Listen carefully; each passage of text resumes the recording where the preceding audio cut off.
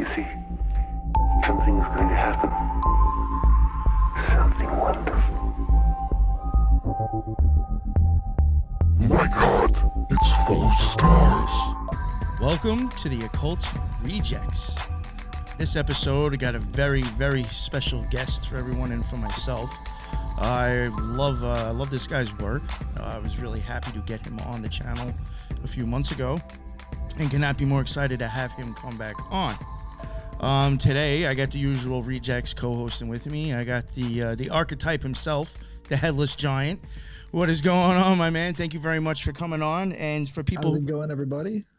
And for people who don't know who you are, can you let them know like what your deal is and where they can find you? I'm the Headless Giant. I occasionally do podcasts whenever I feel like it. And I also research a lot of stuff about Greek mythology. And I think I try to integrate as much as what I can today with the stuff that was happening back then. So you can check me out on the Futures Ancient Spaces on X on Friday nights, and we also do some occasional ones on Sunday called Energy, Frequency, and Vibration. So thanks for having me on. Of course. Definitely go check out that live that he does on X or Twitter or whatever the hell you want to call it. Some real nice people in there and some really interesting things they talk about.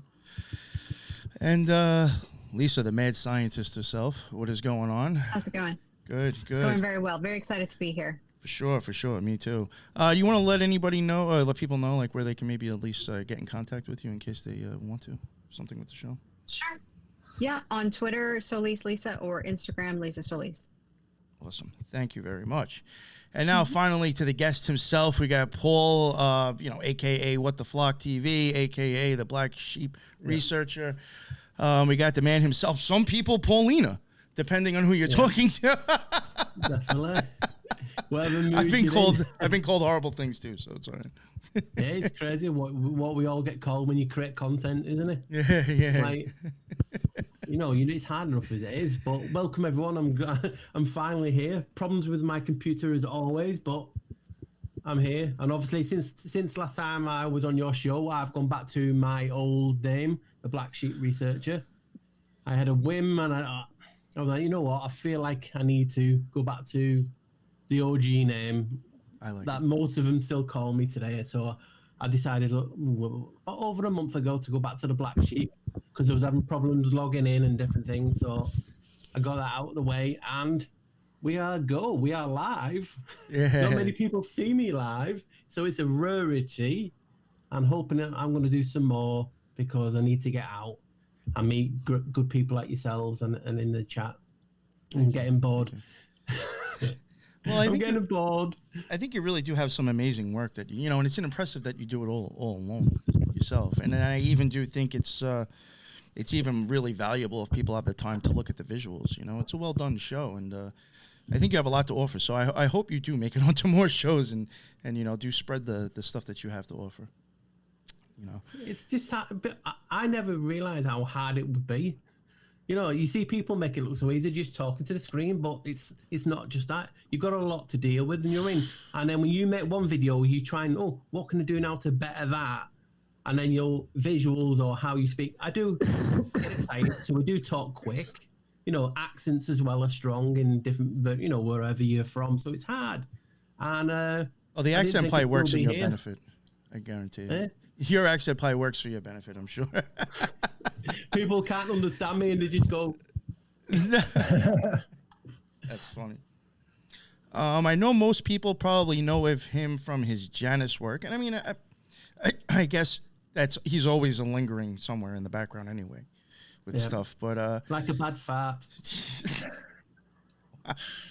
Did you have to let it linger, right? Yeah. Oh, you threw me off with that. But like now, your recent video, I really thought was very impressive, and and I like when I had said it to you, I was you called it damn Hardy, are we living in the cave of treasures? And I do think there was also like a lot of cymatics in that, which I think is huge when it comes to occultism, and I think it's used a lot. So I really thought that was impressive. But before we do get into it, there was something at the beginning, it's pretty much at the very beginning of your last episode, that really hit me hard. And I've mentioned it before on my show, and it's like a common visual that I tend to happen when I go into a deep meditation. It's been a visual that sometimes, in my opinion, happens like right before the magic happens or right before you cross the abyss. There's certain common visuals I will see from my experience. And a lot of times I have reference back to at some point there will be like an eclipse, and it almost looks like it's all the way down at the end of like maybe a tunnel or like a train tracks or something, and I will start to see, almost the best way I can describe it is movie. I've said it looks like movie reels or cells of a movie. Yeah. And it starts to look like they're coming down the sides, and it does look like other times and places, I guess is the best way to explain it. And I think at the beginning of your show, when you kind of got into the whole cell thing, in the way like you showed like how that word has been used, just for me, from the visuals that I see and from the experiences that I've had, that like really kind of like hit me hard with where you went with that. Because I'm like, sometimes it's like, are these words used because of, prior experiences of visuals? It's hard to explain, but like to me, I was just seeing you kind of really say my experience in a different way, playing with words. So I just wanted to get that out there and just say that in case we happen to touch on it, or if any of my listeners happen to go and listen to this episode that he did by himself, if you've heard me say that, I just think it's kind of impressive to hear what he goes on with the word cell and all that. So enough said out of me. It's crazy though, because we all have it. We all have them moments, and yeah, people. It's so funny because I'm known for my Janus research, but it's so funny because I got even ignored on that. It's like I'm like the dirty little secret of the of social media, because not many people know me. I mean, some of it's my fault because I'm like a hermit. You know what I mean? I do try and keep to myself and not getting anyone's business. But when you start breaking the word down, and it all started a few months ago, and I broken the word celestial, because a lot of people use the celestial bodies, the stars, and I'm thinking, well, what does that mean? And I'm dyslexic and I have problems with the spells anyway, so that is why I started that series a long time ago called Spell Etymology, the looking at words from my own standpoint view, because people don't realize that we're using spells in the cymatic echo chamber that this realm is. And if it has so much of an effect, for instance, we all must have saw that TV series Preacher on I don't know what network you have over here, and it's basically he has Genesis inside him, the voice of God, which we all have, and he's using that, and we can talk to people and make them do things. That's why they try and shut you up. So I think, you know what, I want to have a look at the word celestial, and I was blown away. And I split it down into 3, and obviously the first few letters are cell. And look at all the things that can come from cell, like Celluloid, the film that you were just talking about. Then you have a cell as a prison cell. You have cells in our bodies. You have where the priests and nuns sleep at night. They're called cells. But the etymology of it basically traced back to a cellar, like a storeroom, a chamber. And I'm like, wow. So up there is the so-called celestial bodies, dead bodies. It could be, in fact, celestial bodies, the stars. We don't know what they are. And if they're up there and that is the so-called roof, the firmament or whatever people believe in, where are we? So that's what started me in the journey of looking into that word. And then when it mentioned chamber and cave and salt mine and all those verses about us being salt and salt of the earth, it got me thinking, wow. And that is where I started on the journey of looking into, are we in a cave, in a chamber? And there's so much evidence to point that we are. But like I say on anything, just because it looks like it or could be does not mean it is. Because how we perceive things in this reality defines how we brought up. You know, whatever you guys, how you were brought up defines how you see this realm. You know what I mean? We've all been mind programmed. We've all been spell casted and cursed throughout since birth. As soon as we come through the birth canal, that's when we're in this realm and all this maritime law and all that. So all this defines how we are and who we are, these vessels. So if they've been, like so-called Bruce Lee said, don't even joke about yourself because your body doesn't know any difference. These spells that in this realm, for instance, when you curse someone, it has an effect on the vessel that you're in. It's like a power struggle. So when I first heard that chamber, and then from other videos, I was looking at, for instance, marble and different things and what marble means, the petrified dead, the spiritually dead. I'm like, wow, what if we were in a chamber, a death chamber, or, a burial chamber? And then you automatically think of Tartarus and the Fallen and all them things. So that's where it began. And I was just blown away about it. And I didn't realize how far I could take it, you know what I mean? And we're on the journey now, and you guys have maybe have watched it, and it's just blown away because when you get brilliant comments, it was only from after another chamber video we did. Someone said, "Oh, we living in the cave of treasure," and I'm like, "Cave of treasure? Why does it ring a bell?" So I had a look at it, and it was where Adam and Eve went to live, if you believe that narrative. But it mentioned going into a cave. I'm like, what if we are still in this cave? And people think, wow, because you're like, how big is this cave? Surely it can't be that big. And then in their next breath, they're talking about giants, UFOs, Bigfoot. And I'm like, really, you can't have one without, you can't say my idea is rubbish and then talk about pink fairies and leprechauns. It's hand in hand. We're living in a magical realm. You know what I mean? So that's just the beginning of the journey that got me thinking of what this 3D bit could be from spell etymology. From their words, I broke it down, and it says we're living in a burial chamber, a storeroom. And you should be going, oh, wow. But because people are so, what's that word now? They're deeply into a theory. They don't like anything new or coming along that it targets that because they feel it's personal. And that's what this realm has done really, really well. The division of religion and politics. That brings up another cave idea, sort of Plato's cave, right? Yeah, that's what I talked about in one of the videos, yeah. Right. And so having that perspective of Plato's cave and looking at where we're at, I mean, he could be saying something a lot more than what we think he's saying, right? But what that sort of brings up to me is the idea of the divisions between these different cultures, right? So this guy named Oswald Spengler wrote a book called The Decline of the West, where he goes over these different historical phases and how they move into and out of prominence. And what he talked about how is the classical world is defined by the outside, the exterior of stuff. So if you think about the Greeks and the Romans, they were all about the exterior. This is why they had these columns and these open structures, is because it was all about everything was exterior. And he said, in contrast to that, you have the Magian cultures, which would be like Hebrew and all the rest of this, and they would be defined by the cave. Right.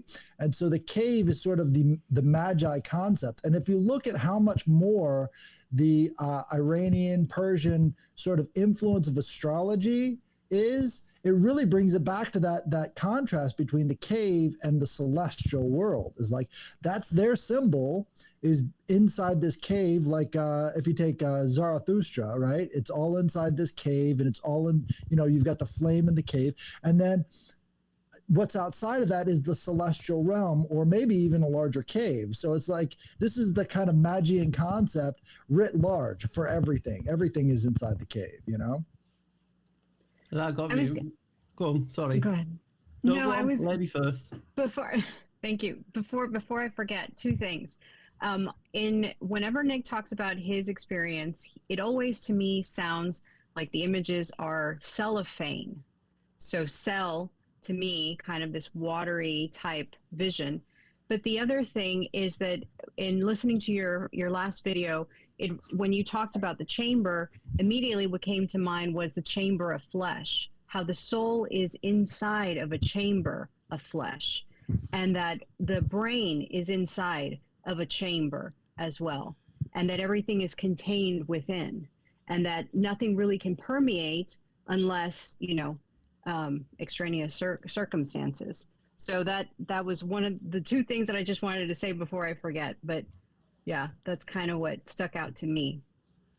Yeah, when you mentioned it- this, what- the cellophane, I've even said before, like when you hear John Lennon mention cellophane skies and Lucy in the Sky with Diamonds, to me that spoke volumes, because I was like, oh, yeah, that's what I'm seeing. In a sense. It's crazy. I mean, I play games. You know what I mean? I've always been a gamer ever since I was a child. And I was only playing this game the other day again, as you can see on the screen. And That's screen.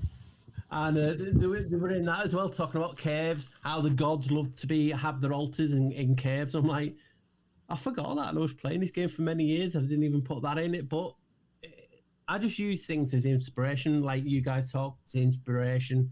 When you see comments from people, it's inspiration, because you don't have a key to everything. And you sometimes need that little push to do things, to look into things.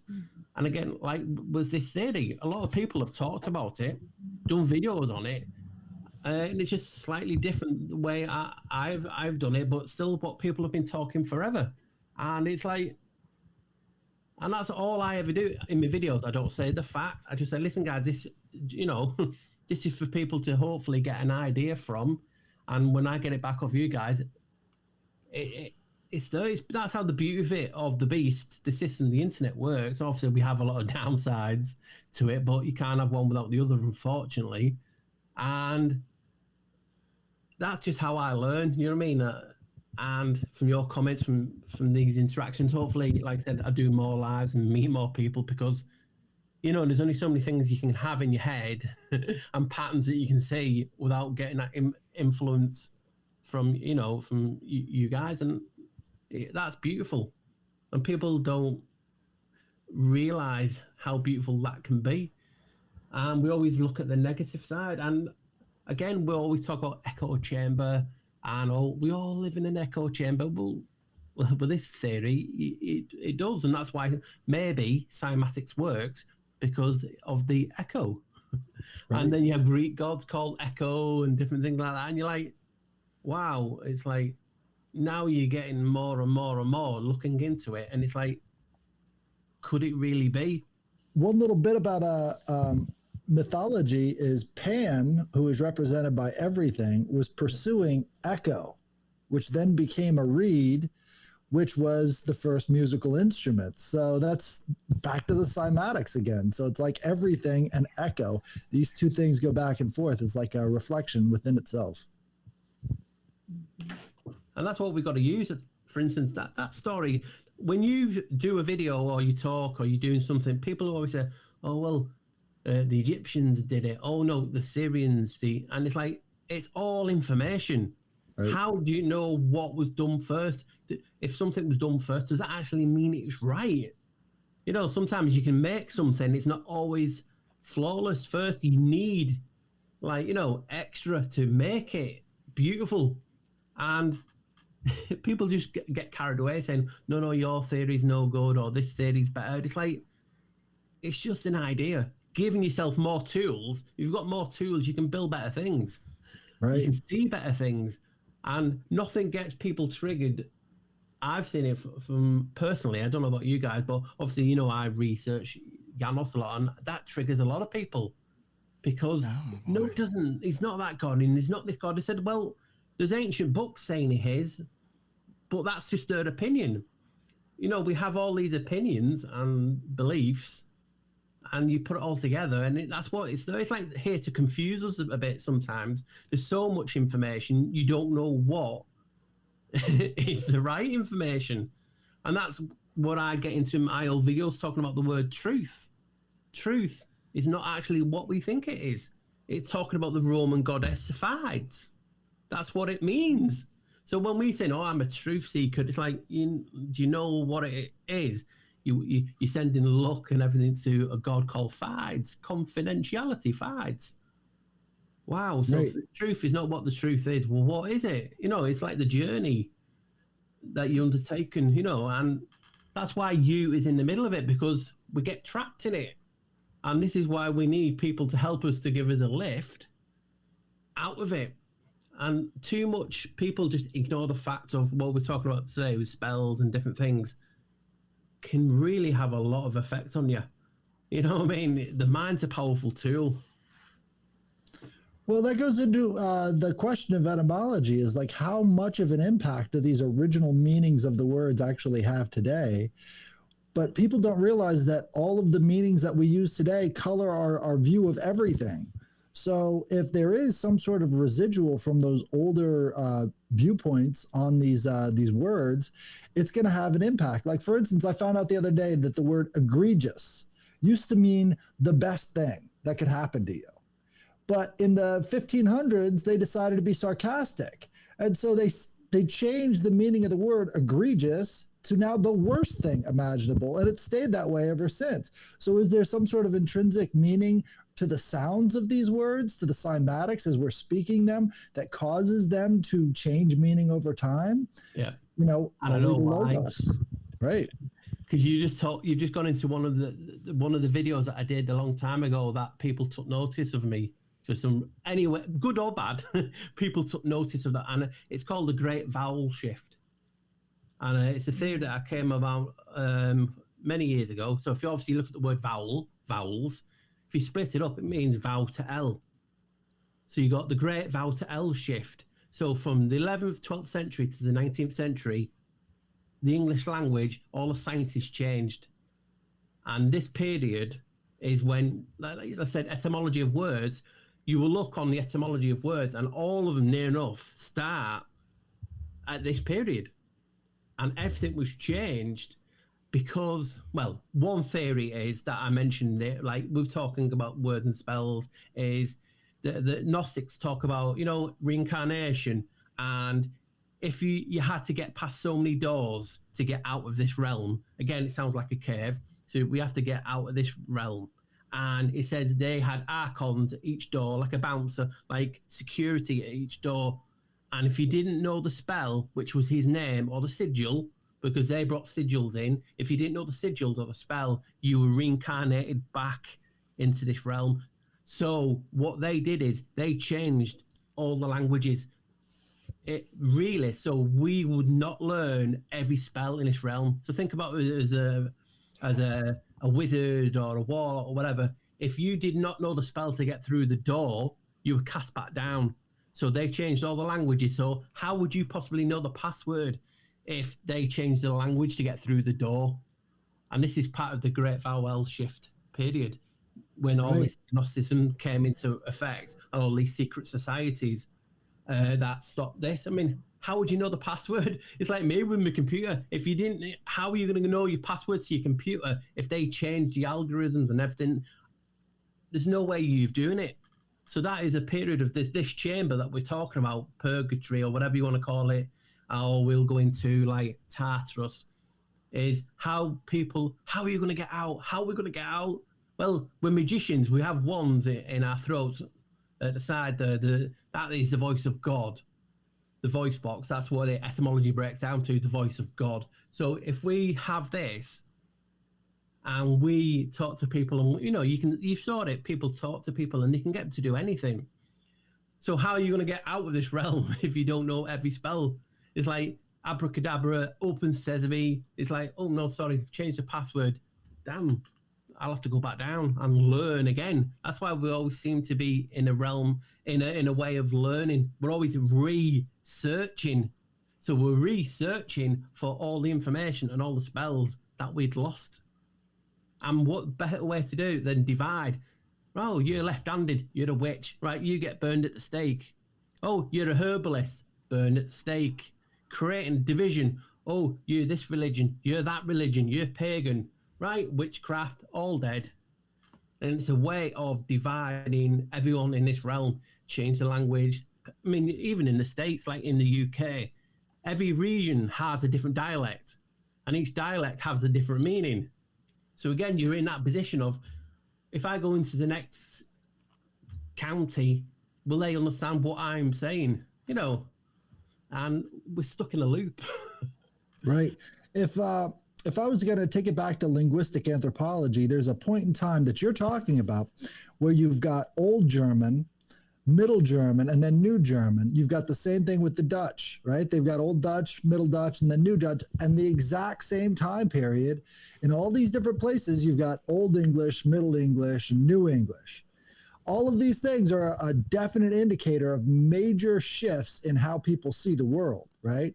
And that shift in how people see the world, I think that's very, very important. But, you know, again, if you're not coming at the world from a linguistic anthropology perspective, you're never going to see it. Like all of these words that we're talking about come from Indo-European, you know, as the original, but they never wrote any of that stuff down. It was not a written language, but it influenced every language in Western Europe that came after it, you know? And so having that basis and understanding that, it gives you a real good indicator that things are not as they should be, or at least, you know, not as they could be. I could put it like that. You know what? Go ahead, Lisa. No, you go. And just really quickly, there's this theory.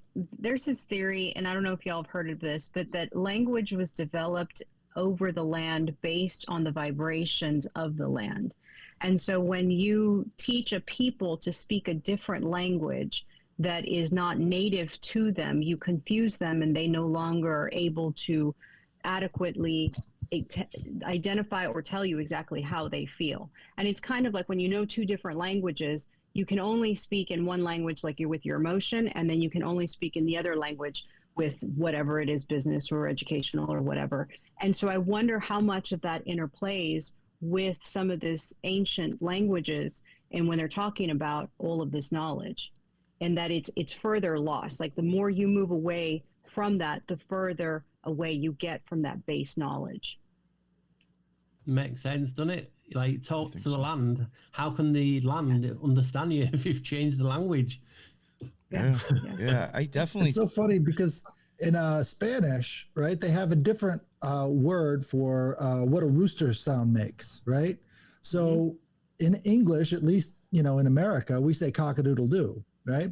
In Spanish, it's kikiriki, right? So they're hearing that animal completely different than what we are.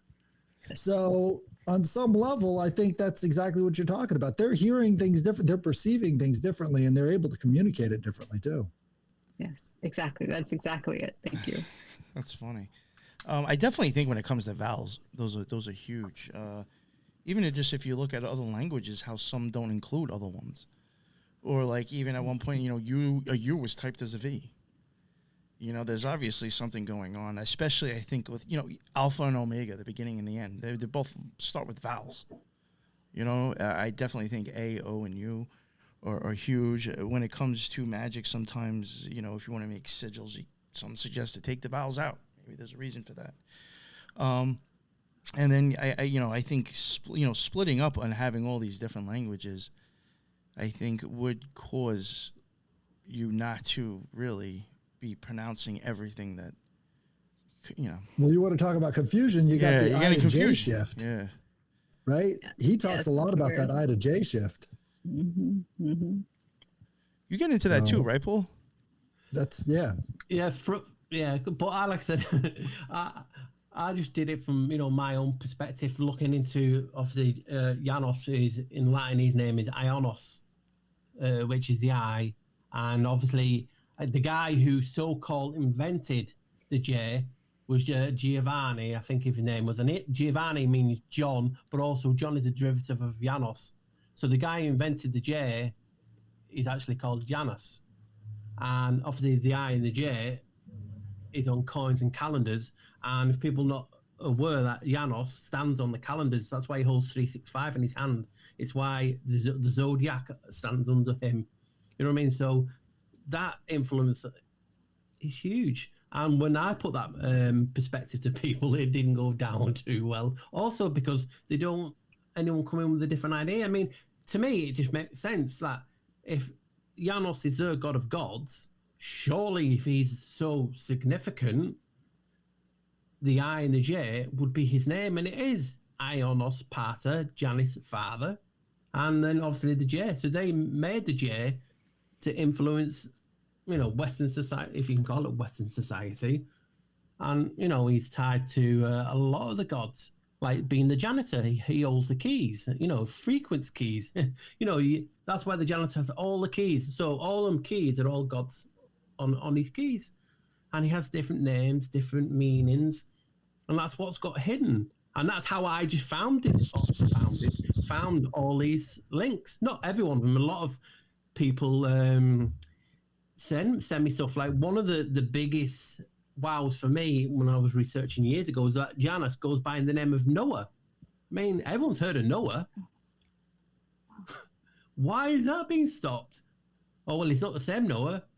Who knows? How do we know? But it's a significant name, and Janus is a god of arches, ark, and it says Noah had many faces. It's like, so he had many faces, and there's a god with many faces knocking around, and the animals came in two by two. How many more links do you need? Again, controlling the narrative. People don't want to know something different. It's so funny because I even get ignored on Janus research. People just, they don't even not acknowledge me, which is cool. It keeps me out of trouble. But I get excited when I meet new people, and I just love the information. And that's what we're here. And we surely share everyone's information, what they found or founded. Like this cave idea, it's not. I've not come up with it. A lot of people have talked about the cave. I was going to talk today. You have Athanius Kircher, who talks about Hollow Earth, which is basically what I'm talking about. And we've talked about before we was getting onto show about Swiss cheese, and that's just what I've called it, like the Swiss cheese model.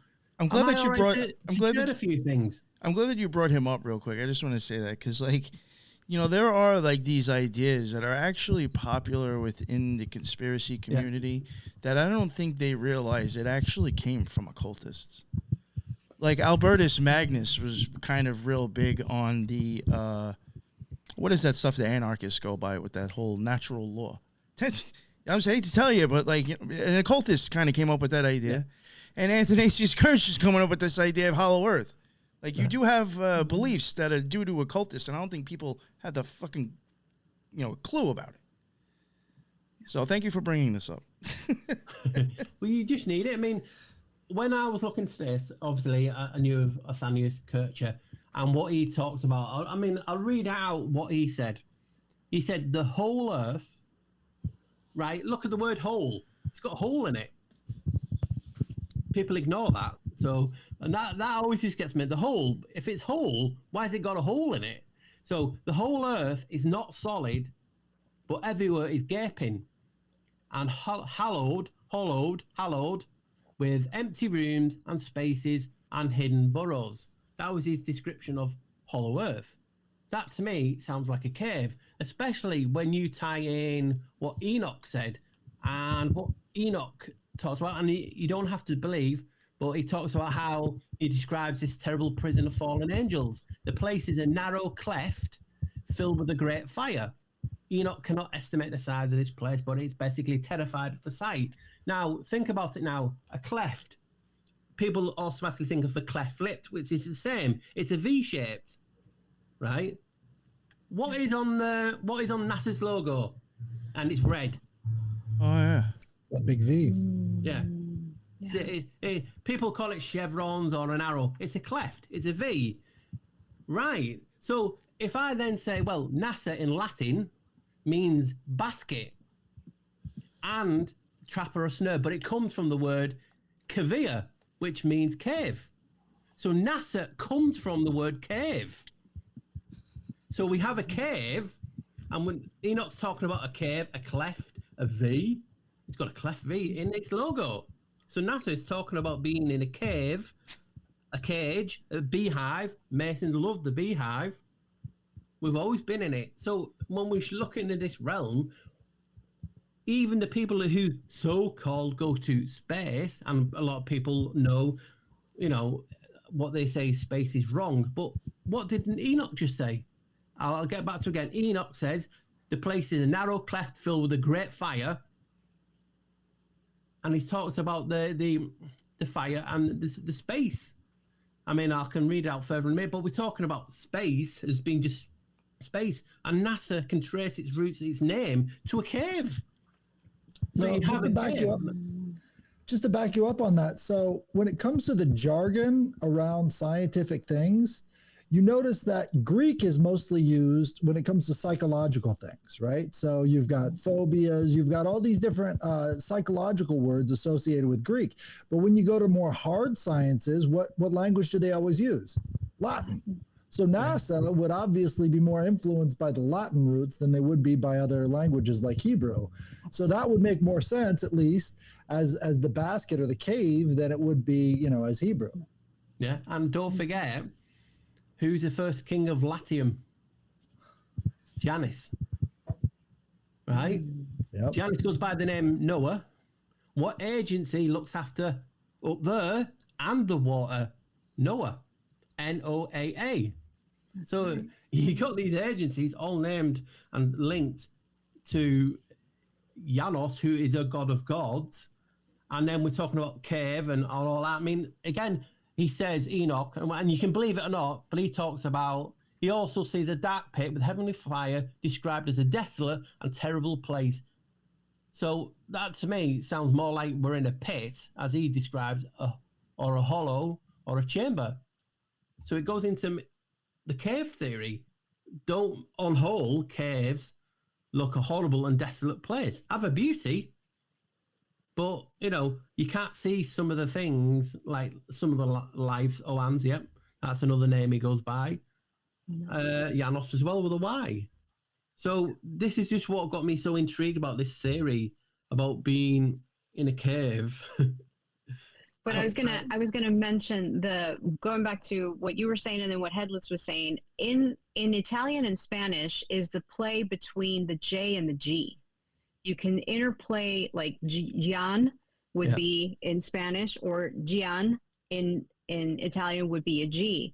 And so you get Janus to God, J to G. You also have, if you look at Janus, it has kind of like a curve to it, kind of like a cleft. Yeah. And then when you have the G, it has like a basket type deal. So it's, well, as you mentioned that with the G. That. And then the Y has the actual, cave also. Yeah. That brought me back to another thing that I found years ago, that Kobe Bryant, Kobe means door in Japanese, god of doors, and his daughter was named Gianna. You know what I mean? Wow. So he had a daughter called Janus, and his name Kobe means god of doors or something in Japanese. So it's a bit strange, that coincidence. I was only talking about it the other day. That's why I've just mentioned it. I was talking to a friend about Kobe Bryant. And like, yeah, did you know his name means god of doors, basically? And lo and behold, his daughter was named Gianna, which is obviously Joanna or whatever you want, but it's linked to Janus. So you have that link there. Yes. Wow, impressive. Something I just wanted to mention before, it was kind of goes along with like what the whole different reasons I think for changing maybe Janus's the I and the J and stuff like that. I even think, like, it's just my opinion with some languages, it's probably more than not. Sometimes I do think that they are also kind of like artistic depictions of like changes of energy or something moving or change. And I mean, if you look at an I and a J, even the uppercase, depending on how you draw it, or the lowercase, very much the same thing. It's really an I and a J is the same thing, a dot and a line, and now the J, you're just giving it a curve. And even a J, if you draw it with the thing at the top, same thing as an I, except the bottom is just a curve instead of a flat thing.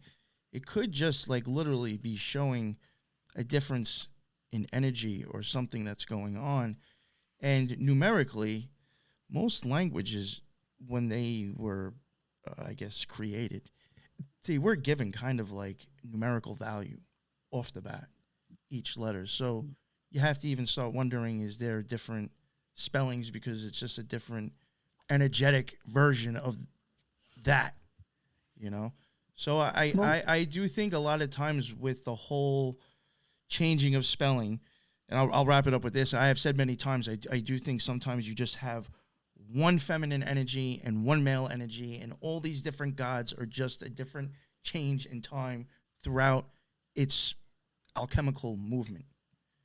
You know, so that's why you will get a lot of times it kind of go back to one, because maybe that was what the original energy was before it moved down to Thoth. You know, maybe it was Horus at one point. Maybe you were a Ra at one point. Maybe you were a Janus at one point.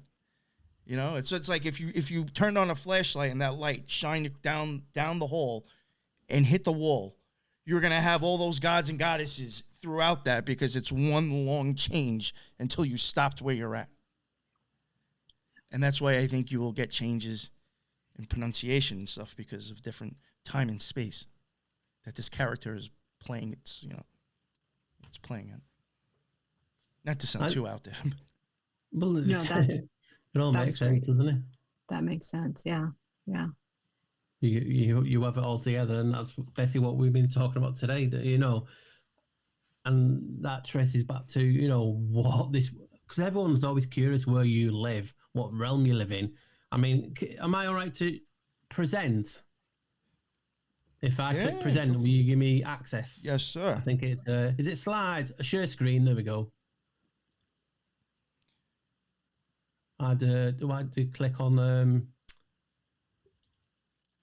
I even think, like, when you kind of got into the whole cell thing, there's been times when I've even mentioned that, like, not to sound like really woo-woo wild with it, but I think if there's people who've watched OA, all right, that's before I share it. Okay, there we go. I mean, people were wondering, you know, what you was talking about before. Obviously.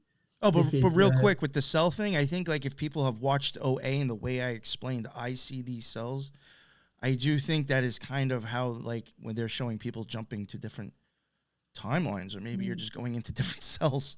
Yeah, I mean, that could be anything. Yeah. That's on the screen. You know what I mean? That's it could be this right here too. Yeah. I mean, I'm assuring just before I start talking, I don't want to be. Am I sharing? Yeah. Yeah. It's up on the screen. Yes. I do want to start talking. People think, what's he talking about here? So on the screen, if people are not sure, that is basically what we were talking about before in what you class as Hollow Earth. I mean, you're talking about, can you notice all these suns? I mean, what my theory is that we're in like a Swiss cheese. So you can see these are chambers, and we're all in different caves. And this is from the Mundaeus Subterraneus. And it's intriguing, and people have seen this from the early 19th century, and it's just intriguing. I mean, we're talking about the cave now. Let me just see, what else have I got on? That's exactly, besides those, like that, I guess that worm-looking stuff there. I mean, that looks like an eclipse. Been going on forever about. You know, we saw these in the Bible and different things, pillars, skies, and this is what got me to thinking of different ideas for these mountains. And a lot of people now were talking about them being giant trees, but what if these are just stalagmites and stalagmites coming from the ceiling? I mean, that's just an idea that I've had. Hopefully this will work for you guys so you can see. Let me get it bigger. Yes. I mean, you can see, you know, when it talks about the four pillars of the earth and things, sort of a pit, a dark pit. And look at these. Do these not look like mountains? That's on the screen. And then when they joined, remember from the heavens, we talk about these giant trees that were thousands of cubits tall, which were like miles high. Were these just the stalagmites and stalactites joining together? I mean, this is in a cave. Does it not look like its own little world? Yeah. This thing creates a that column. Just blows my mind. And it is.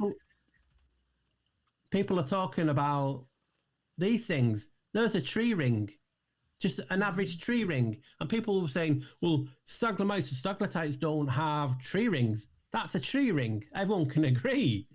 Right. So that got me intriguing. What could I find? This is a stalagmite. I was just going to say that. Looks like a tree ring. Yeah, that would make sense. They form by layers, by droplets of water. I visited a bunch of caves here in Texas, and so they form by droplets of water, and the water forms kind of like a layer on top of each other. Yeah. So it would make sense that it would look like that. Yeah. Put them together, and there's hardly no difference. People say, "Mate, oh well, it's not as circular." So I thought, you know what? Let me have a look. I look what I found. This is aragonite stalactite. Oh, it's not letting me open. Open. Come on, behave. There we go. What different is that from a tree ring? Oh, beautiful. That is, to me, is identical. So it's just showing you that it could be a stalagmite in these giant mountains, because look, you can see it on the screen. But like I was saying to you before we came on air and in air, just because it looks like it does not mean it is. I just want to give people a different opinion, a different bit of information. Now, when we're in people talking about these being giant trees and the mountains, they're a generic tree stump split. And people will say, yep, I've seen mountain ranges look like that. Well, have a look at this, guys. I'll just go into a cave. A generic picture of a cave. What's the difference?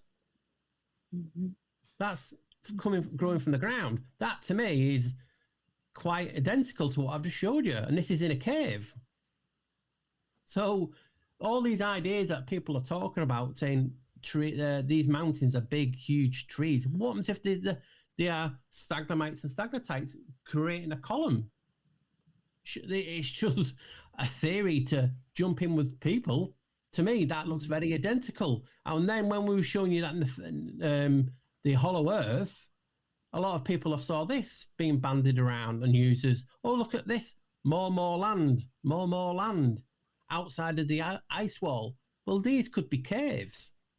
And that's what gives me the idea, because when you start looking at that and then I show you this, what is the difference? Swiss cheese. Swiss cheese. That is a so-called 1,000-year-old map showing extra land outside this. What is the difference? And these little holes are called eyes. All-seeing eyes. So each one is an all-seeing eye looking over this realm.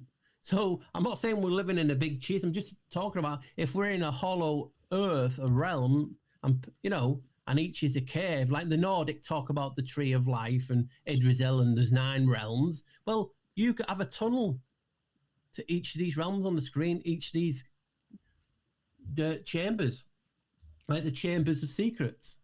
It's just something to talk about. And people always talk, look,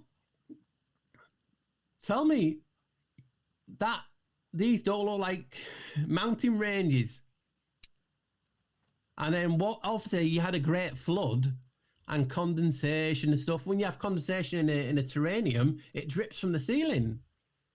So you a spell when you had all this more acidic rain that I mentioned in the video, they could have joined.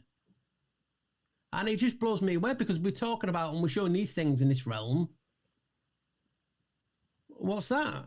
That's what people call a crater. And people say, well, why don't they go sideways if we are so-called spinning? It seems like they're all falling from the sky. Well, wouldn't it be like that if we were in a cave? Everything would fall directly down, surely. So that, I was just looking for answers to different questions that people were going to ask. And it's just something new that, come up. This is another image that they've used. The 4 pillars. Isn't that not a column that I've just showed you in a cave? So it's just an idea, not to be taken personally, but when you show these things, and these are all in the video, it just makes you think. And that's all I want to show people. Makes you think. People will talk about flat Earth. We've saw a lot of it. And then you will get the people from the concave. Sorry, did you say cave? Concave. Surely you would not get all these. If you were in a chamber, you would have it flat. You would have it concave, because you're in a chamber. So this crater Earth, crater is from the word crater. It's derived from cavea, meaning cave. So we're getting something that's connecting all the dots. And to me, this is what we was asking. You have Pan's Cave. You have like someone was mentioning beforehand about the cave of patriarchs. You have all this talk of caves, and we have the cave of basically treasures. Adam and Eve were cast out from Eden. Where was Eden? Was Eden in heaven? I don't know. If it was heaven, it says they were cast down and out, cast down into a pit or another realm, another chamber, hollow earth, journey to the center of the earth. So were these then sent in and gone into mountains? I'm like, and then in the cave, it's like, wow, are we living in the cave of chambers? All this cave talk gets you so intrigued, and you have people who are talking now of these mountains and buildings being melted. Well, melt would have to come from the heavens. And if you just type into your search engine scripture about rain and of fire coming from the heavens, if we were in a cave, everything would be connected, even molten lava. You have the Great Rift in the sky. It's called the Milky Way. You then look at the word the deserts, how a desert's made, and it tells you ground up mountains. Well, which mountain got exploded?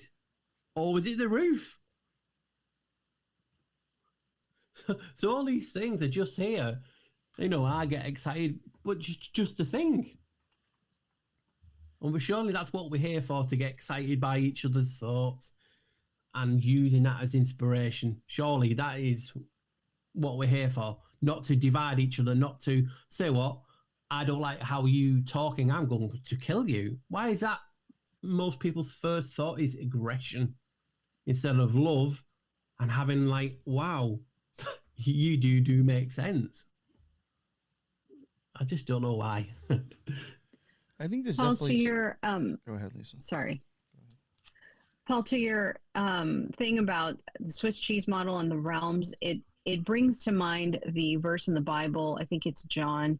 In my father's house, there's many mansions. And it almost seems like, it goes on to describe it, it almost seems like in my father's house there are many dimensions. And you speak of realms, and it almost is synonymous with that, in that it's almost describing that there are many realms, there are many dimensions, there are many rooms, there are many cells. Yeah. And that just, to me, is like more wow, because we perceive things, you know what I mean? Some will think that, oh, they're literally talking about a house. But there's some people out there, and there's always been people like us who think, wow, are they talking about something else? Are they trying to tell us something? Like they've got the hands tied behind the back and they're trying to tell us a story, a tale, to get this information out because it's secret, you know what I mean? Yes. And these are the things that we have to think about. Are we overthinking it? Possibly. Are we underthinking it? Possibly. Again, I get excited, but that's just me. There's a lot of stuff that you know, that I think even ties into like occult symbolism. A lot of stuff with these ideas of like maybe like hollow earth, or I even do think like in a way like even the Fool card.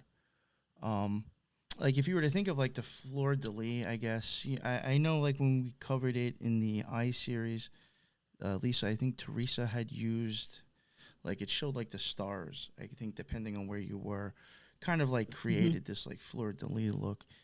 And I, you know, sometimes I wonder like is part of the Fool card is like if he was to walk off the ledge, would he just kind of now just be hanging underneath it and would just keep going and not actually fall, as silly as that sounds.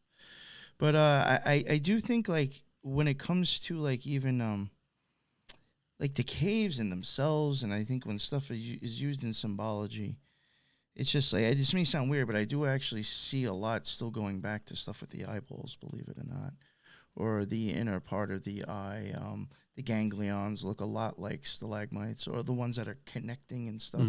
It's just very weird how you will see a lot of in my opinion, just weird coincidences with like our biology. It's not a coincidence, because one of the etymologies of Kavir is eye. That's right. That's right. I totally forgot about that. That is absolutely correct. That's why I was saying in the video, people talk about they were living in an eye different things, because who am I to say they're wrong? I don't. I'm just showing you the information that I find. So it just seems funny that all the etymologies and things go back to the body. Again, Plato's cave that we was talking about, how that represents like a man chained, and basically where he's chained is your tonsils, and in the middle is that little is it ulva or uvula or something, uvula or something like that, which means wine grape, like a grape of Again, these are all things tied to nature. Again, Pan is tied to nature, and the wine, the grape. So is Janus. Janus is known as Noah the vine. He taught humans how to grow wine. So you can see all these things. I think the wine and the grape from different religions. It's only these religions are just like you. So it was you thinking it's like this. And then obviously other people thinking it was this, and this is what happens. People just think, you know what, that's a good idea. I'm just going to borrow that, and they mold it into their reality. You know what I mean? And that's what happens. Yeah. And who's to say is right or wrong? Is it the person who wins the war? That's a good way to and say again, it. The cave is hidden. Hidden is another word for occult. So a cave is a cult. And that's why they have all this symbolism with it, and why it's known as dark. Now, that image that you showed earlier, was that out of one of Athanasius Kircher's books? Was it one of his illustrations? Now, like the thing is I even find interesting is like, again, I was saying I saw, for me, it was a lot of eyeball symbolism, but like if you take your eye back far enough, you're going to hit your optic nerve. And then, in my opinion, at that point, if you go any further back, you're going to start going into the brain, and then that image that was over that eclipse, I think we could all say we've seen that, looks like shit that scientists or we've been shown is in our brain. And how things are connecting and how your brain connects and works. So I really do like wonder sometimes, is that like art, even showing like our biology and stuff like that. Again, like inside our heads, it'd be a cave again. Our eyeball, in a sense, a cave, like Lisa was saying earlier. Or a lot of things that are hermetically sealed.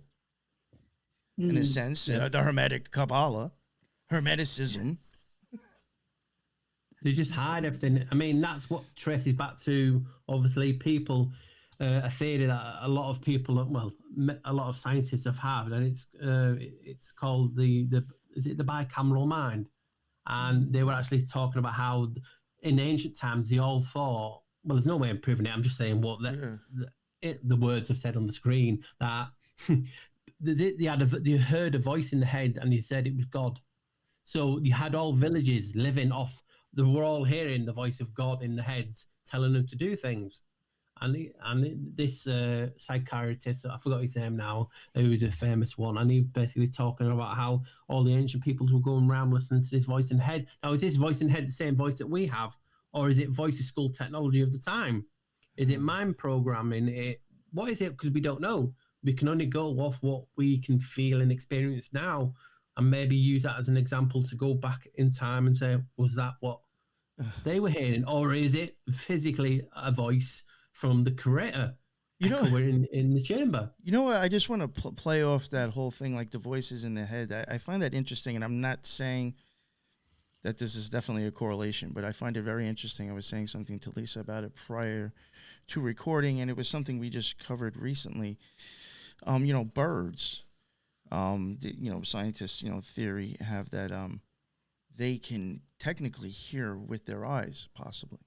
They can hear other, wavelengths that I guess we don't pick up or whatever. They can visually hear music. Sid Barrett from Pink Floyd saying the same thing. You could see, music. I mean, maybe that has something to do with it too, actually, in a sense. Oh, you don't be saying that, because I got so excited about something. You talking about birds. A couple of weeks ago, I was remapping and remaking for my second channel, The Thinking Man, and I did the voice of God. And I don't know if I can find it on my phone now, but what it was is that I found an image of the vocal cords, and it looked like a spear. And I was all ready to put it in the video, and I thought, I have to double check this, and I double checked it, and it was a bird's vocal cords with a beak. It looks like a spear, and that got me thinking the spear of destiny. and things like that. You know what I mean? And I was so intrigued. Wow, look at the vocal cords. They look like the Spear of Destiny. And I was talking about Rider to it, and then I was like, damn, that's a bird. So were you mentioning birds now? I'm trying to find it now on what I said to Rider. It was so funny that Wired. It looks like a spear. It literally is a spear going up with the beak, and it looks like the spear. And it was so I was so excited to get it in the video, and I thought, well, that's the birds. I'm actually talking about the humans, and I can't use that, but it blew me away. So when you mentioned birds and seeing things differently, obviously they speak as well, don't they? In the like little musical notes that they make, you know, when they chirp and different things. Mm-hmm. And obviously it looks like a spear.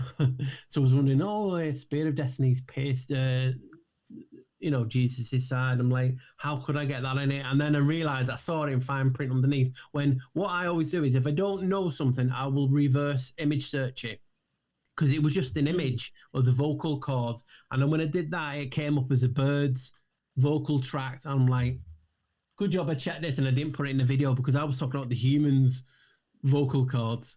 But that, like you just mentioned the birds, then it just got me back to that. You know what's really weird too with that whole bird thing, and I'm like, damn, I wish I would have remembered this when we recorded it, but it was probably because it was live and I was nervous. So, but I had covered. I can't remember. I'm almost positive I did this on the Infinite Fringe. It may have been for someone's performance. Maybe Sam Smith. I'm pretty sure it was Sam Smith, or it could have been Madonna, but I think it was Sam Smith. That weird wild performance that he did. I think at the beginning of it, it looked like there were these like slits, these red slits like across the backdrop. And to me, I think because there was 7 of them, it made me think of maybe like the 7 swords stuck into Mary. That sometimes you'll get that into the heart. But then I was thinking about it after the show. She had showed like this wavelength that had like these slits on it that was saying that like, possibilities of, being able to see that wavelength. And like, I was thinking about it last night.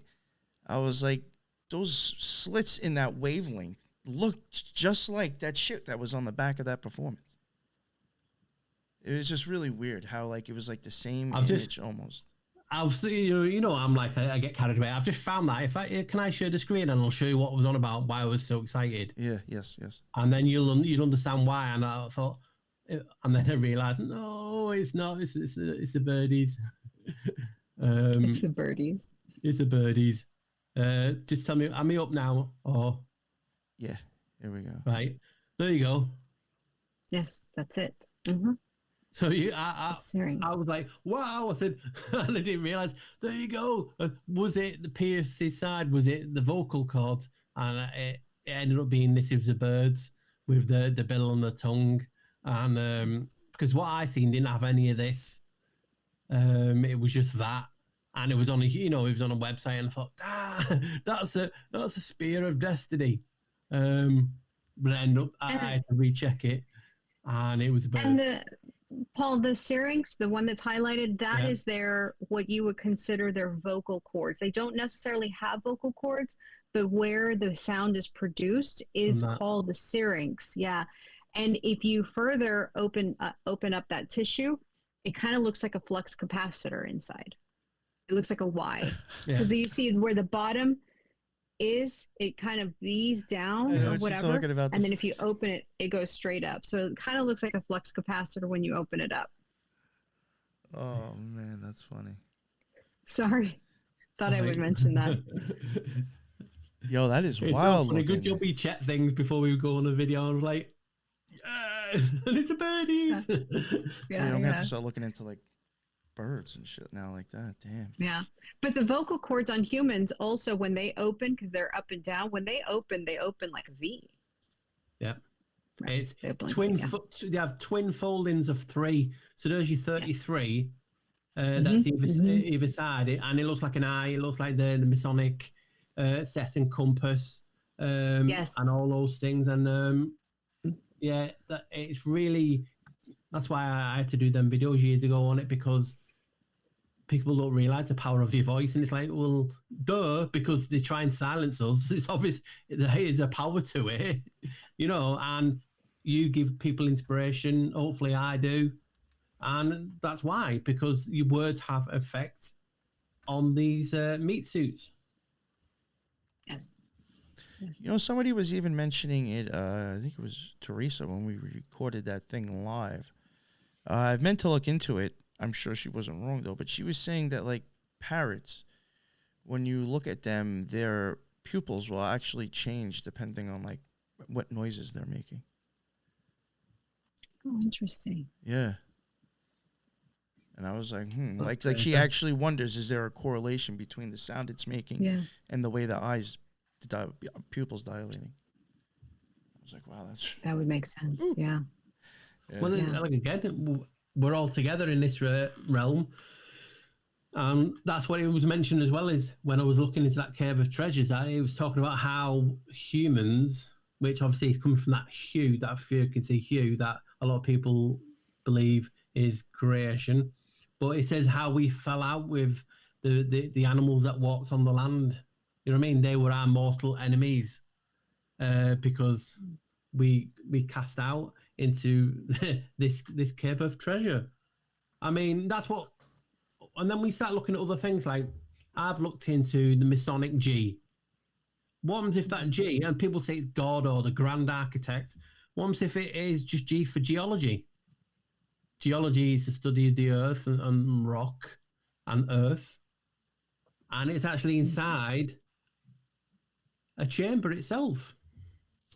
So all these things are just, like, I'll say this, and you guys will say something else, and everyone will have another thought. It's like, people, that's why we have that different thought pattern. We all think different things. I'm not right. I'm just trying to come to terms with what this reality is. And when I see something, we all see patterns differently. Like I said, I don't know everything. I know hardly anything. You know what I mean? And you talking about the birds, that's given me something to think about. I mean, all videos that I've just noticed one I've written down here. This crust that we live on is from Bridgemanite. And it's like, wow, bridge to where? And its structure is, they say it's 38% of this realm is Bridgemanite. Again, that's in another 11. It's like, why is this 11 getting everywhere? The vocal cords have the 11 in it. Why is this 11? And it represents a doorway. And like we were talking in the pre area, or whatever you want to call it, people will have an idea for it. Anyway, when we were talking about behind, that great message that we was talking about was we have the flesh walking. Basically, the flesh we became flesh, and we walked this land. The word became flesh. And I was saying to you in the old video, the word, an anagram of the word is D-O-W-R, door. That is the old spelling for the word door. So the old spelling for the old English word was for door is D-O-W-R. So we're walking doors. Who says that? And what we were saying to you, I am the door. You know what I mean? So and that's why we always talk about cymatics, and we're talking about your torus field. Again, torus, tor in German means door, gate. So all these religions talk about gates and doors, and we're walking doors. I am the door, because you saw all those Bible verses saying, I am the door. I am the door to the sheep and different things like this. Not the black ones, obviously, but, it gets you thinking. And another thing I remember is that, obviously, the cross, in Nordic religion, they were called roods, which is door backwards. So, the rood, which was the cross that went over the altar and on top of the churches, were called roods. So it's funny that, again, palindrome, more door analogy. Yes. You know what I mean? And we're talking about Janus, and he's the god of doorways, frequencies. He holds the keys. The Vatican is laid out like one big key. It's known as the Eternal City, and like I mentioned on Twitter, if you read it, there's only two places in this realm called the Eternal City. One is Vatican, and it is a key. And the other is Kyoto in Japan. And what do Kyoto in Japan very famous for? They have burial mounds in locks shaped like a keyhole. So isn't it funny that two places in this realm that are called the Eternal City, one of them's a key and one of them's a keyhole? How does this happen in this realm? That these things just blow my mind. You know, so you have the key and the keyhole. What are they opening? You know, what's the significance of that? Are they opening the door? Are we, like I said, if we're in a cave, how do we get out to the other realms? Is that why the talk of the Bible verses of they want to get out of the way of the Lord's wrath? You know, wrath of, is it our Lord, or is it just the generic term for Lord, which is Baal, coming from the sky? Baal also means sky god as well, obviously, and they're digging dumbs. We're in a cave within a cave. Are we in the big dumb? You know what I mean? And all this talk of how could the Bible get a lot of things right? And I'm not into the Bible or anything. I don't profess. But if you look into some of the information, it's in this book, because it's just a book of information as I see it. I have been proven, oh, that's right. Some of it's wrong. But how could you get the size of a giant wrong? A giant's 1,700 cubits tall. That's like 2,500 feet. How could you get that so wrong in height? Now think about it. If we're in a cave and the cave is huge, the giants would be bigger. You know, the atmosphere would have been different. The oxygen level. I mean, one of the ancient books had the devil at 1,700 cubits too. You know, not to interrupt you, but like, just for some reason, caves and giants, I just automatically just had like a flashback thought of Prometheus. Remember, they were in tunnels, but yet they were much bigger than the humans. Yeah. Well, that person you were talking about before, Alphanius Kircher, he talks about subterranean tunnels full of magical animals. Dragons live in caves. So if these people talk about Bigfoot or others who are cryptozoology animals, where did they go? Well, if this world is interconnecting tunnels, surely that makes sense that, you know, there's doorways or portals or entrances to different sanctuaries. You know, are we in a zoo? You know, and, you know, so these are things that have to surely start thinking about, oh, wow, that makes sense. So, you know, so where do these animals go? You know, if you believe in them, why is there weird things? I mean, like we said on your video before, when people of science say an animal is extinct, that doesn't mean it's gone. They don't clarify it. It's like a set number, like 100. If the level goes below 100, it's classed as extinct. Well, if it's extinct, surely it can't come back into existence. And that's what people don't understand. It's a play with words. That's funny. You know what I mean? And I always think about that.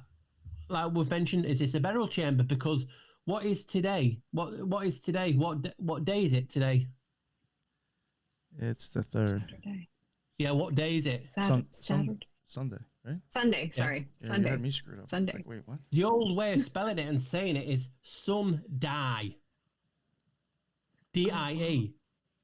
Monday, Tuesday, bad accent, but every day you die. According to etymology, mun, M-U-N-D-I-E, Monday, Tuesday, Wednesday. So you're dying every day. What do you do when you go? What do you do late on at night? If for most people, you set, you rest, you're going to sleep. So you're dying every night, and you are rising. You're born every morning. Yeah, you're rising from the death in the morning. Like what people always talk about when you're asleep, where'd you go? So your body, your vessel is dying every night and reincarnating every morning. I think that's huge. I think you know, that is what magic is. Your soul somewhere starts to slip out and go somewhere else, and then that's like a death or a rebirth. And then, if you know, unless you make the ultimate sacrifice, you're going to come back. So you rise again. You know, but I do think there is something up with that, especially with dreams. I mean, we don't know what the fuck is really going on. How do we know we're not We're not slipping out to somewhere else. You know, and the it's thing funny is, that it's like you will see things, won't you? We see stuff. Mm-hmm. I mean, our brain is showing us something somehow, and our eyes are not open. Something's going on. You know, it's funny that you mentioned that because it's like, at least with the older Hispanics who are very devout Catholics, you were not supposed to do anything on Sunday. All of your chores, all of your things were supposed to be done on Saturday, and then on Sunday you were to rest. But in Spanish, the word Sunday is domingo, which is dome, and almost like a rest day, right? You rest inside of a dome, inside of a cave, or so to speak. So it's interesting that you bring that up. So yeah. I think if people understood, I think if people really understood what went on with dreams, I think people would really have a better idea of what the fuck magic actually is. I don't understand it, but all I'm saying is, if we're in a community and we're doing all this, surely if you knew that your words can kill and harm, as well as lift up and energize, surely if you are not an evil sadistic barstool, you wouldn't curse another person, because you don't, the repercussion of what you do has an effect. And that's why I always say, listen, you can not agree with people, but I never curse anyone. You know what I mean? You would have done once in your life or twice. You know what I mean? We're all human. We've all done it, and you've not realized what you actually said. But when you start looking into things and you know what it means, and you still do it, you're not a person who is a good person. It's obvious, you know what I mean? It just blows your mind. We've talked about cymatics. I remember in that video you was talking about that I did, I've broken down the word psi came from the word IA. You know, and that's what it came from. And IA is the oldest name that I could find for Janus, who is the god of frequencies.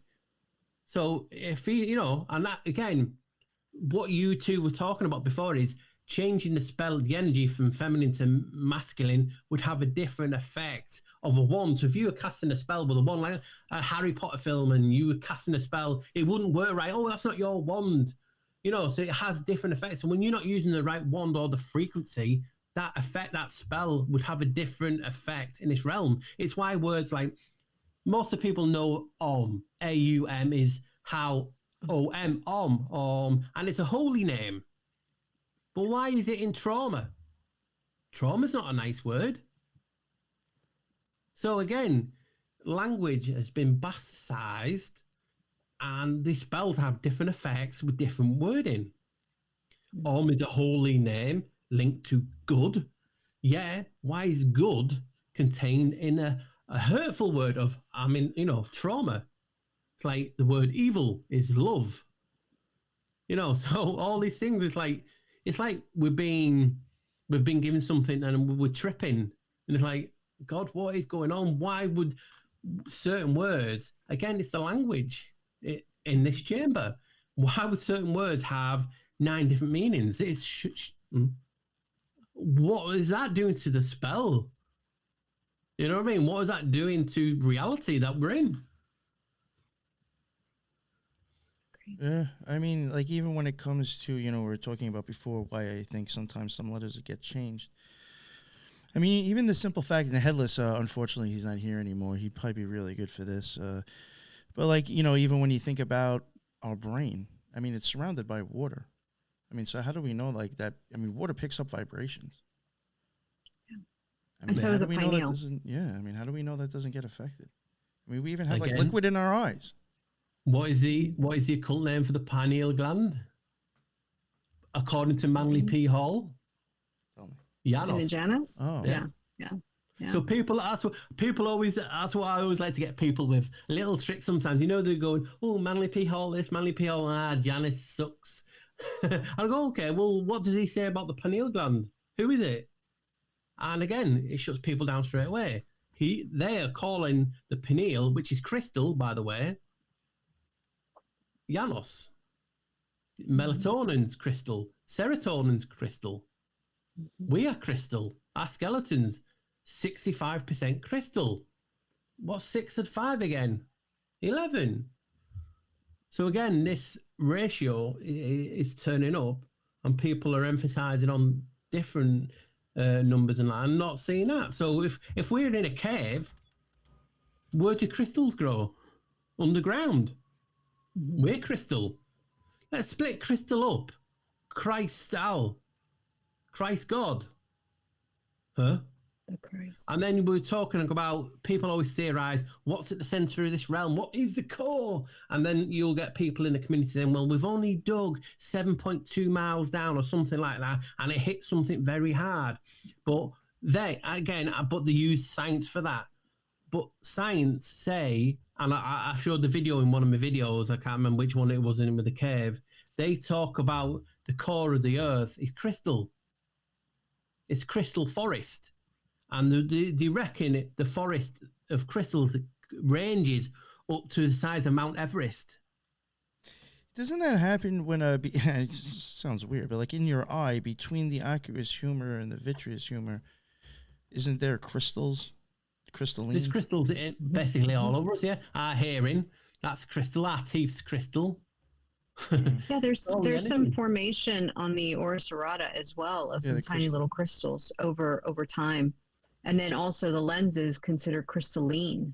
Yeah, crystalline, yeah. So, and it's just amazing how that crystal gets everywhere. And that's why I did that old video a long time ago, because people don't know. Pagan, they say, oh, crystal's a pagan devil worshipper. Yeah, your body's made is a crystalline, basically, vessel. You know what I mean? And it's mad how people, believe what they're told. You should never, if it feels right, who's to say it's wrong? There's an agenda between any factions, and like I said, we're made of crystal, and what is that purpose? And where's crystals found? Underground, in caves. So what do people take? Supplements. What are supplements? Minerals. Why would a human take minerals like iron and magnesium? Like should we have it? It doesn't sound good, even though they are. So we're filling our bodies with iron and supplements and different things that are from the ground. Obviously, in different religions, they say we were born of dirt. You know what I mean? So if we were born of dirt, eat dirt, as kids used to eat dirt and get, didn't even get ill. Now, it's changed. You can't do this, you can't do that. And it's like, made of clay, that would count too. Yeah. Made of clay, Prometheus and his brother, you know what I mean? Talk about that. It's just, Prometheus goes by another name as well. Lucifer goes by another name as well. Janus, the light bearer. So all these gods connect to each other, because think about it. You were in the UK, I'm in the UK, you're in America, other people around this realm, and they get told a story and they adapt it, like you were saying before, you adapt it to your religion at the time and the spells and the accent. And there's a lot of them linked, and a lot of them sound the same. Why is that? Because it's like the core program. Yeah. Something I wanted to say, and like this will get a little bit out there. It's a little bit more of, I guess, like the whole occult symbolism with biology stuff. But like, it was something you had even said, I think, in your other video, something to do with somebody holding a staff, I think. And it made me think of the Hermit card. And I started to think, like, if you start, like, kind of looking at everything that influences, I guess, the world around you and how you react to it, it's all due to, like, technically caves that lead to your brain, your throat, your mouth, your nose, your eyes, your ears. Like, somehow a lot of that all, like, still, like, leaves to affecting here. And, like, the Hermit card, I had started to wonder is, like, because it's high enough up there in the tree of life, too, to where I'm wondering if that's, like, symbolizing, like, shutting off the voice. Now, in the Gnostic Mass, there is times where there'll be slits made as the priest comes out, and I do think that also can resemble kind of deaths to a degree of, and, like, change. Like, maybe now the lower sexual self that keeps you stuck here has been removed. Maybe all, like, the stuff, the negative things like pride and ego, and those types of emotions that would go with, like, the heart or this area has been removed. I do think it might be showing that and in a sense showing removal of energy of the body, because in times that I've had experiences with magic, it literally would feel like that I'm like a flow of like water, but like rushing from my feet up my body and then like into my head. And then at some point, I have said before, I do think there is like a deafening that comes over me. So now I'm thinking, all right, my ears are shut off. My eyes were already closed. I'm not fucking talking or saying anything. I'm not eating. So now all these little things, like maybe I'm shutting off, or kind of I've explored or conquered all those caves, and now it's just all equals back to my brain and my pineal inside that cave of a head of mine. You know, like maybe those are all just like little tunnels that are leading to the same thing. Yep, and people, random fact, people don't realize we have 4 nostrils. And I was, and random things, we have 4 nostrils. We have 2 here and 2 further back. People don't realize we have 4. But when you talk about water, you would say water is feminine, wouldn't you? Yeah, because it's keeping in some sort of a form. Yeah, look at the word water. Change the W around. What's it spell? Matter, which is mother. So it's telling you straight away. Water is matter. Martha. Father is obviously Pato. And even in Spanish, you would say la agua. So la is feminine, la agua. Yeah. I've even thought that what you just said, Potter, or for, it's for male, the P, Jupiter. You're just flipping the P, depending how sometimes it's drawn. Yeah. You could literally just flip that and it's almost a J. So I have even wondered, like, if the J and P, like we were mentioning before, J and I, is there differences in playing with those letters to show, something, a change or just a difference from one to the next? Moving up a scale. Yeah. Scale of life. Yeah, notes or something. That's why it's scales in music, isn't it? Yeah. You know what I mean? So you got keys. And keys, octaves, and different things. It's like, if you had a different octave, can you do different things? People don't realize the power we actually have. So it's... it just blows you away, doesn't it? Yeah. This is a really... And again, you wouldn't get all this if you didn't look into things. And if you don't look into things, you stick with the same thing. Again, like all this time that we're talking about is connected. And that's what I got. A lot of people are talking about blood types, and negative and all that. I mean, I did a video on that a long time ago. But what got me intrigued about what we're talking about, salt, being salt of the earth, there's 2 different main salts of the earth. Salt type B, and it's refined natural sea salt. And then there's salt type A, which is a mined rock salt. But there's also 4 different types of salt. So you're then with the 4 heads, 2 types of salt. But when we was talking in the video, I was talking about Atlas. And Atlas is basically salt A. Anagram salt A. And I thought, well, what else am I talking about in this video? And I was talking about basalt rock, which is type B. AB. So you got like 2 of the main things that are used as pillars, like us. We're walking pillars of salt, like Lot's wife. And it's funny, and people are talking, is that a bit like different types of blood? Blood types that we have, and there's salt type B or salt type A, and that both is Atlas and basalt, that are supposedly key influences in a cave. Atlas is holding up the celestial heavens, not the earth. He was holding up the celestial heavens. So he was holding up the bodies. He was opening up the roof. And basalt columns are so-called formed from the lava. And you'll get them like that. And so-called this lava pillars, according to Enoch, is what's holding up this floor. And they're both called salt type A and salt type B. And it's weird, isn't it? Because are we talking about blood groups then? Is it going to be a salt type C, which I didn't have a look into? And is there a negative? And it's just intriguing that salt has a big influence on our bodies. Too much salt can kill, but we do need the right amount of minerals and certain types of salt, and we function better.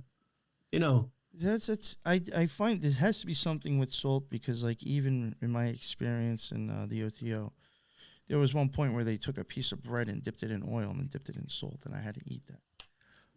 There's something up with the oil and the salt, for sure. Someone was just putting symbolic studies just said the dippers Ursa Minor are said to be Mother Bear and her cub dwelling within a cave. Well, Antarctica or Arctic means the Great Bear.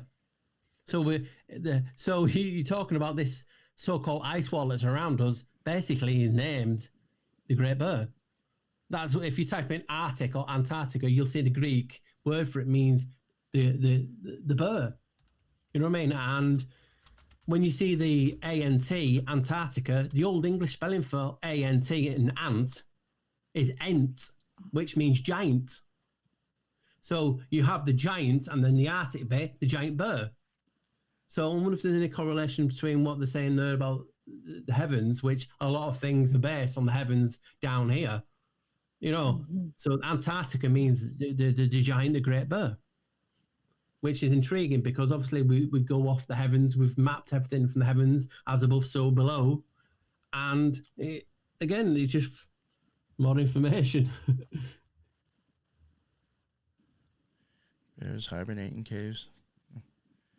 Yeah. Interesting. Was there anything else that maybe you wanted to touch on? I mean, we're at an hour and a half now. I don't know if you want to go on any longer, or if maybe we'll wrap it up here. Cool. I'm good if you want to talk about a few things, or anyone got any questions quickly ask. Yeah. Is there anybody in chat that actually has any questions? For any of us on the panel. But yeah, it's just intriguing, and like I said, we all learn. You know what I mean? I was going to mention something to you, Paul, that you said about salt and then the pillars, how she was holding it up. Isn't sodium, well, salt is both sodium and chloride, so it's a merge between the positive and the negative.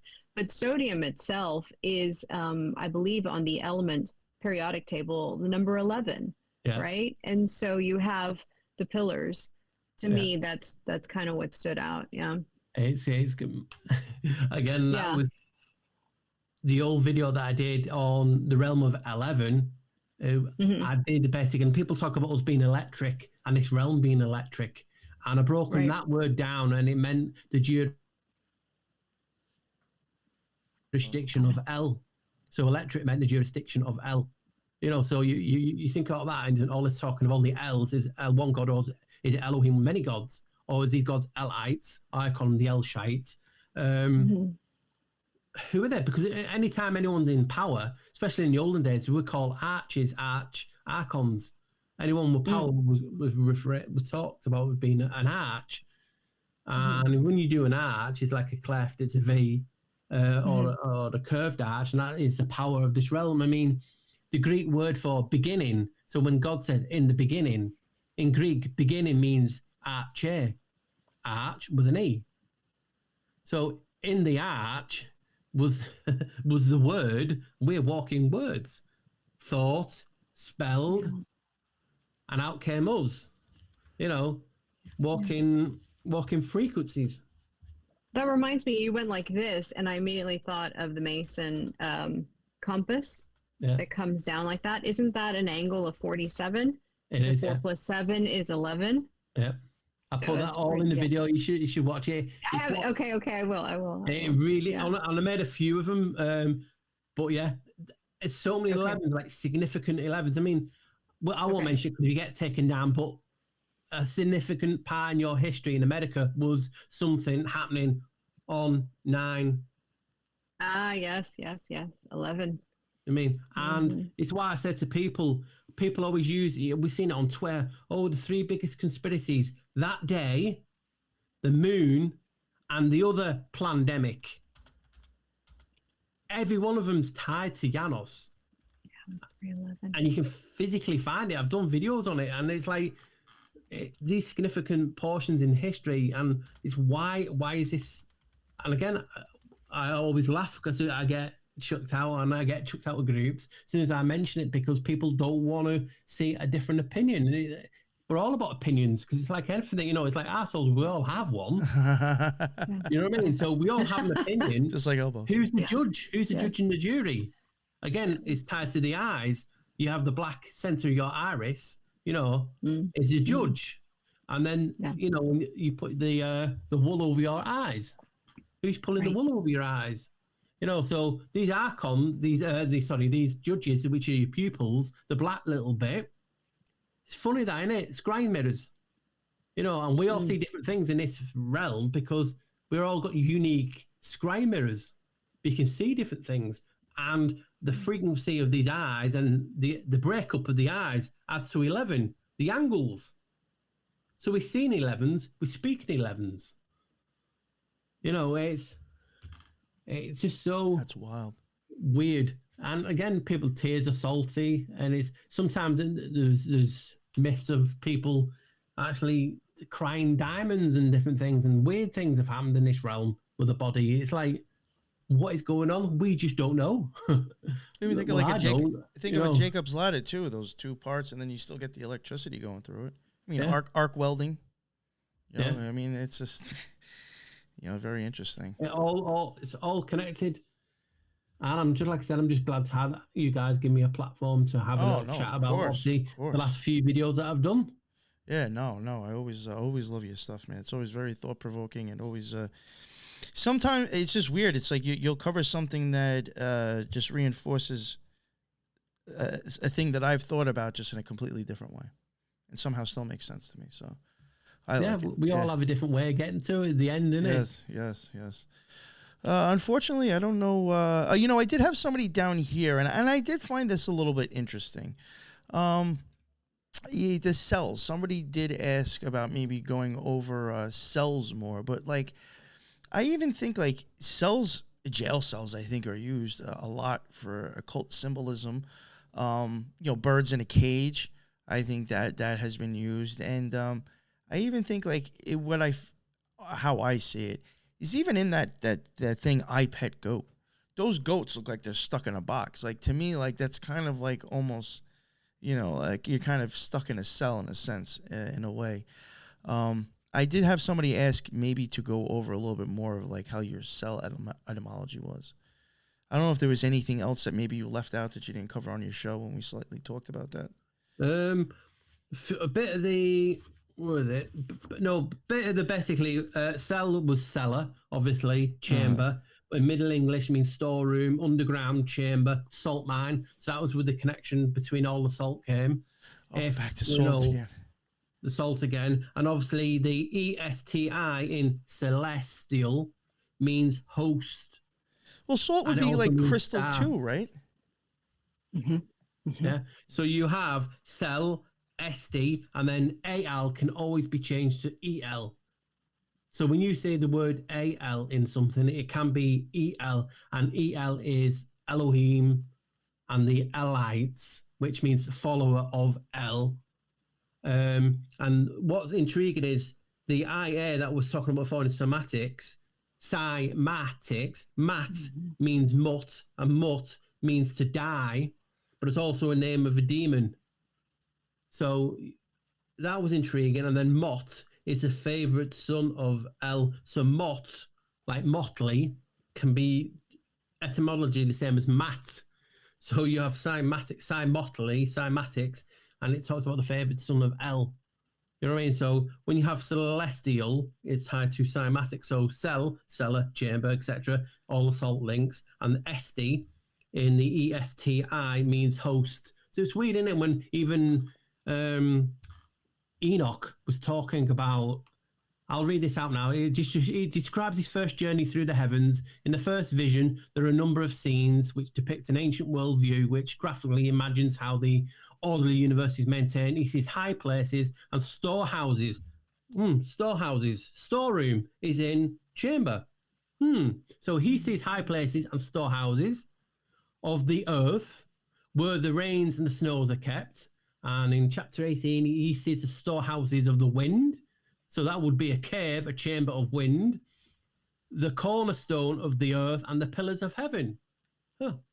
He also sees a dark pit with a heavenly fire, described as a desolate and terrible place. We have a heavenly fire in the sky. It's called the sun. But is there more?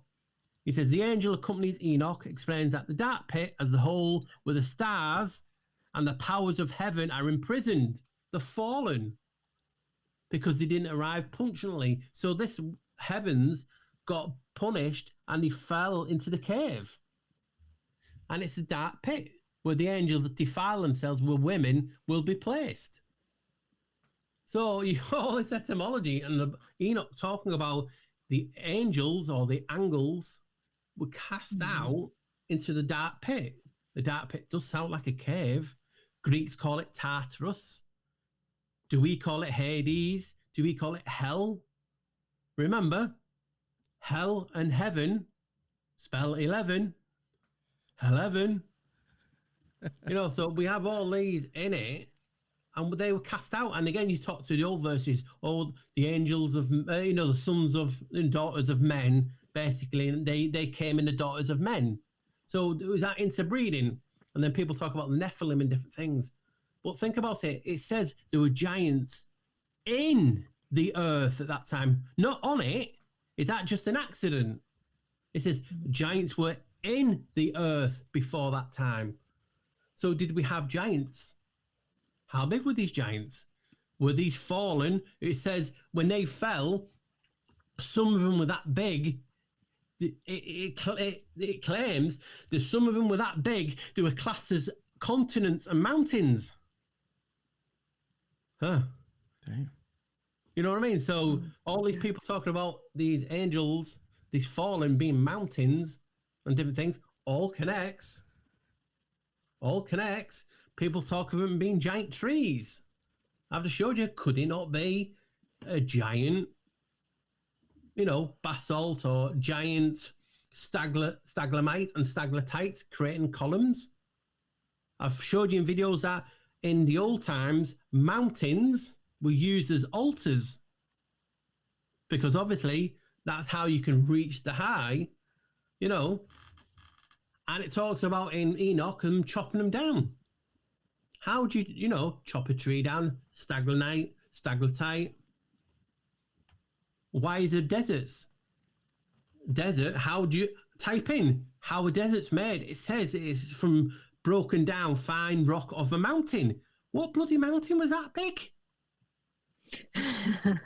Or was it from the ceiling, from that big thing in the sky? It's called the Great Rift, aka the Milky Way. There's a big gaping hole in the roof. So in these videos, I just go through some of the questions. What are the stars then if we're in a cave? Well, what do you do? I've got a camera, I've zoomed in, I've seen them flashing. They're not what they say it is. And I just say, right, could it be what's the word for it? There's a cave in New Zealand that has it, but also you have things called, you can see on the screen, chloroplast. And that's basically what these things could be in the sky. They follow a set migration. You saw what they called butterflies flying thousands of miles to where they were originally conceived, and they all hatch at certain places. What happens if whatever's in the sky, in the heavens, are just following migrating patterns? They are, yeah. Because the journey of it is. Mm-hmm. Don't they say that's what birds they do? They always stay the same. Are you talking about monarch butterflies? Yeah. Because before, when they pupate from a caterpillar to a butterfly, they change inside of a chrysalis, which is a crystal, right? Yeah. Chrysalis or whatever. So you have that whole crystal being essential for that metamorphosis. So that's interesting that you bring that up. So yeah, that's cool. It is, isn't it? I learn every day. I've learned stuff from you today. You know what I mean? Amazing. You know what I thought was interesting? Mario had said it. Mario from Symbolic Studies. We were saying something about, I guess, where poles and holes came up again, and we have mentioned a lot of that kind of like symbology and tarot cards and just in occult symbology.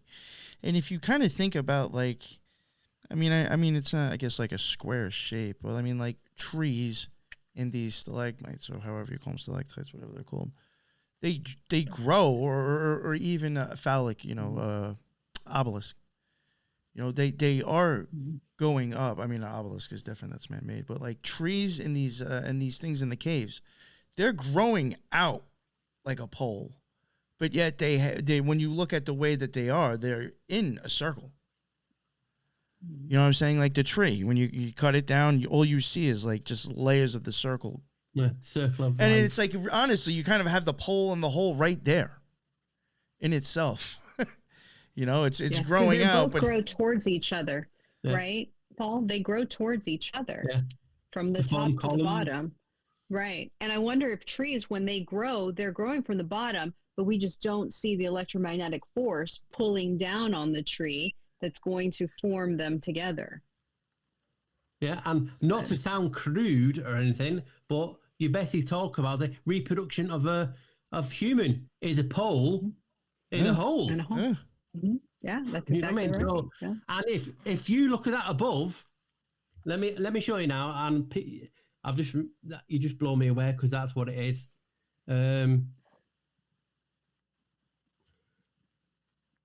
This is it'll blow your mind, right? A Well, the symbol funny for thing too God. with those things in the caves and the trees, they both will grow by getting it wet.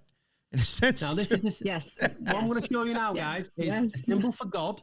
It's also a symbol for mindfulness. Gold, water is a pole in a hole.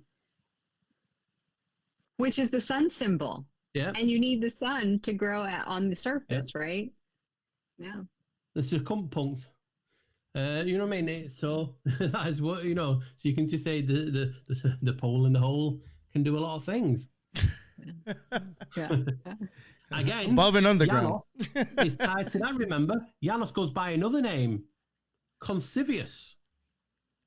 Art of creation at that point, when that pole is in the hole, it's called, conceiving. You're conceiving. So his name is Concevious, which not a lot of people know that name of Janus, Concevious. So the art of conceiving is when that pole in the hole, creating the godlike image.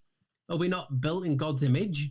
So, and again, what does that circle look like and remind you of? Does it not look like a cell? It does. Yes, it does. Mm-hmm. With the nucleus in the center, where you have all of the information in the center to make an entire human being. Yeah. And like you were saying at the beginning, what is that also? I'm looking down a tunnel. Yeah. So, you know what I mean? It does have a lot of ways of how you're looking at it. That's wild. Yeah, that's true. Tunnel. That's very true. See, we get carried away, aren't we? No, I love it. That was great. Thank you very much, Paul. I think we'll wrap it up here. I think this is perfect timing. Thank you, everybody, too. It was in the chat. That's what's up. And thank you very much as well, Lisa. Paul, let everybody know where they can find your stuff real quick, just in case they don't know who you are yet. Right, if it's not changed, or because I'm being very heavily YouTubed. I mean, people say, how that... Do you know I'm the only channel that lose subs every video? I've not gained one sub in over a year. They just freeze me, so I don't know what I'm on. And it's not about ego. It's you want to hit goals, or it's like, when you get to a certain target, you want to hit that target and then move on to the next target because it keeps it intriguing. So if you want to find me, I used to be called What the Flock TV, but my original YouTube name when I first started was called the Black Sheep Researcher, and it's because when I was going to groups, people were saying, I'm the black sheep because they didn't agree with me, and it was calling me all the names that they do. So I started a channel called the Black Sheep Researcher, and YouTube took it down. I was at I forgot what I was on, but I was on a low about 17,000, and they deleted the channel. So I had to start again. So I created What the Flock TV. So pissed. You know what I mean? So that was homage to that, What the Flock TV being flock, black sheep.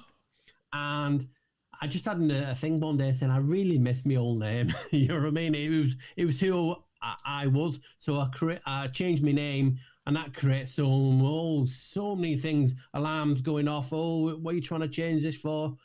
Anyway, so if you want to find me, it is the Black Sheep Researcher. And you'll just see that type of image. So you'll see the Black Sheep Researcher. And I also have a second channel because that one nearly got deleted a month or two ago, and that's called The Thinking Man.